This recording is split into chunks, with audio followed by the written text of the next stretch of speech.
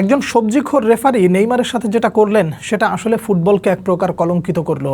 আর ভক্ত হিসেবে আপনার মধ্যে এই মুহূর্তে দুশ্চিন্তা বিরাজ করছে, নেইমারকে ইনজুরিতে পড়লেও বিশ্বকাপের স্কোয়াডে জায়গা পাবে তো?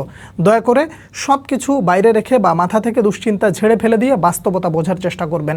যা ঘটেছে এটা আসলে ফুটবলের সাথে বেমানান বা নেইমারের সাথে নাইনসাফি বললে মোটেও ভুল হবে না।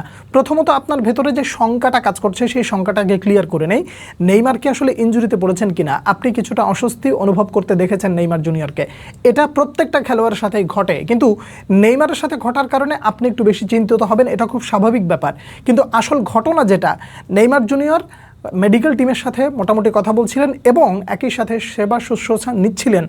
এমন সময় সাবস্টিটিউট করার জন্য ফোর্থ রেফারির কাছে যখন লিস্টিটা দেওয়া হয়, সেই লিস্টিটা তিনি দেখে মোটামুটি সাইনবোর্ডে নম্বর দিয়ে উনি তুলে দিয়েছেন। এখন এই পরিস্থিতির কারণে আপনার ভেতরে এই মুহূর্তে একটা চিন্তা কাজ করতে পারে যে নেইমার জুনিয়র অস্বস্তি অনুভব করেছেন বা ইনজুরিতে পড়েছেন, কিন্তু আসলে ঘটনাটা সেটা নয়। নেইমার খেলা চালিয়ে যেতে চেয়েছেন এবং সে আবার নামতে চেয়েছেন এবং চতুর্থ রেফারি সহ মাঠে যে রেফারি ছিলেন তাকেও বলেছেন যে এই লিস্টে আমার নাম নেই বা আমার নম্বর নেই, তোমরা পরিষ্কারভাবে দেখো।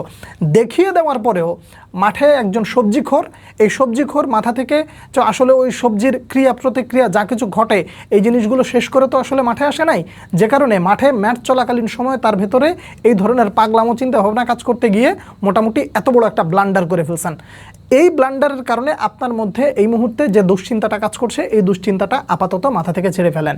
যদি আমি যে সময় ভিডিওটা করছি, এই ভিডিওটার পরে এমন কোনো অফিসিয়াল নিউজ যদি আসে যে নেইমার জুনিয়র মানে ইনজুরি হয়েছেন, তখন সেটা বিশ্বাস করেন, কিন্তু তার আগ পর্যন্ত দয়া করে বিশ্বাস করেন না, কারণ এই ধরনের কোনো কিছু ঘটে নাই। মোটামুটি নিউজ ঘেটে টেটে যেটা দেখলাম সেটা হলো নেইমার আবারও মাঠে নামতে চেয়েছিলেন, কিন্তু যা ঘটার সেটা ঘটে গেছে। চতুর্থ রেফারি মোটামুটি যখন ইয়াটা তুলে ফেলেছেন তখন তাকে উঠে যেতে হবে, এবং ওই উঠে না যাওয়ার কারণে নেইমার প্রতিবাদও করেছিলেন।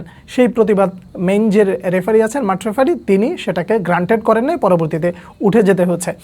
এই ধরনের অস্বস্তিকর বিষয় ফুটবলের জন্য আসলেই মানে কি বলে, এটা কলঙ্কিত হওয়ার মতন একটা বিষয়। মানে লিস্টে একজন ব্যক্তির নাম নেই, সেখানে তার নাম উঠিয়ে দেওয়া, এটা অনেক বড় একটা ব্লান্ডার। এখন আপনি বলবেন যে রেফারি আসলে ভুল করতে পারে কিনা? ডেফিনেটলি পারে, সেও মানুষ, ভুল হইতেই পারে, কিন্তু ইনস্ট্যান্ট সিদ্ধান্তের জন্য যদি কেউ ভুল করে বসে তখন আপনি বলতে পারেন মানুষ, কিন্তু একজন ব্যক্তিকে একটা লিস্ট দেওয়া হয়, সেই লিস্টটা তিনি বারবার চেক করেন, চেক করে দেখে নাম্বারের সাথে কাগজ মেলান, আমি সব কিছু ঠিকঠাক করলাম কিনা। বারবার ভুল শোধরানোর বা নিজের ভুল হচ্ছে কিনা এটা দেখার সুযোগ পাওয়া থাকা সত্ত্বেও যখন একজন রেফারি এই ধরনের ব্লান্ডার করেন, তখন আসলে বুঝে নিতে হয় খেলা শুরু হওয়ার আগে এই ব্যক্তিকে সবজি খেয়েছিলেন এবং সেই সবজির প্রতিক্রিয়াটা এখনও তার মাথা থেকে যায় না, বিধায় এই ধরনের ব্লান্ডার করেছেন। এখন ব্যক্তি হিসেবে আপনিও দয়া করে মানে ওই সবজি খাওয়ার মতন ওই ব্যাপারগুলো আপনার মাথার ভেতরে যেন না ঘোরে, দয়া করে একটু ঠান্ডা মাথায় বোঝার চেষ্টা করবেন। নেইমারের এই ইনজুরিটা সিরিয়াস কিছু না, মাঠে খেলার সময় মোটামুটি কিছু একটা সব খেলোয়াড়ের ক্ষেত্রেই হয়। স্বাভাবিকভাবে ম্যাজিক স্প্রে যদি করে নেওয়া হয় তখন এই বিষয়টা আস্তে আস্তে সমাধান হয়ে যায়। নেইমার যেহেতু খেলা কন্টিনিউ করতে চেয়েছেন, ততক্ষণ পর্যন্ত বোঝা যায় যে নেইমার জুনিয়র মোটামুটি ঠিক আছেন।